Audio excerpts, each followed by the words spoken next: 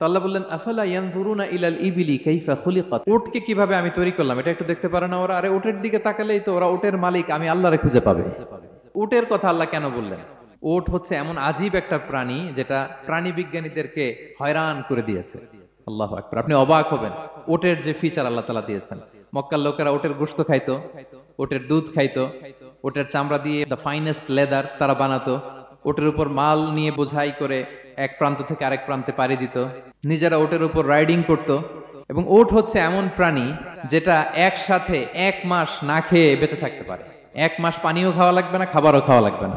প্রাপ্তবয়স্ক একটা উট একসাথে 200 লিটার পানি খেয়ে ফেলতে পারে।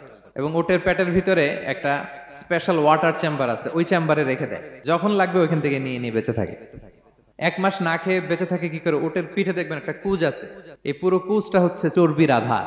ওটের যখন খাবার থাকে না মরুভূমিতে, মাসের পর মাস যখন চলে, ওই চর্বি থেকে এনার্জি নিয়ে সে মরুভূমিতে চলে, সে না খেয়েও বাঁচতে পারে।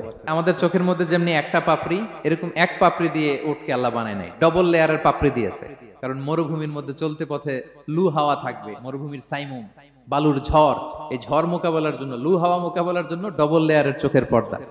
একটা পর্দা ফেলে রাখে আর একটা খুলে সে হাঁটতে থাকে, তার কিছুই হয় না। সুবহানাল্লাহ।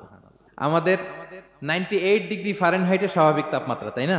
99 ডিগ্রি হলে আমাদের জ্বর, 100 ডিগ্রি হলে জ্বর, 101, 2 সর্বোচ্চ আমরা সহ্য করতে পারি। এর বেশি যদি হয়, 103 ডিগ্রি হলে বেহুশ হয়ে যায় মানুষ। 4 ডিগ্রি হলে আমাদের দেহের ভেতরে যে কোষগুলো আছে এগুলো মরে যায়। কিন্তু একটা উট মরুভূমির তাপমাত্রায় প্রতিদিন 104 ডিগ্রি 5 ডিগ্রি তাপমাত্রা সহ্য করে খুব স্বাভাবিক উট চলতে পারে, তার কিছুই হয় না।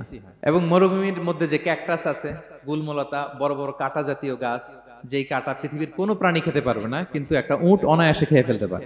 উটের জিহ্বাকে এবং পাকস্থলীকে আল্লাহ এমন স্পেশালি মেড করেছেন, যত কাঁটা দিবেন খেয়ে সাবার ওর কিছুই হয় না। সুবহানাল্লাহ।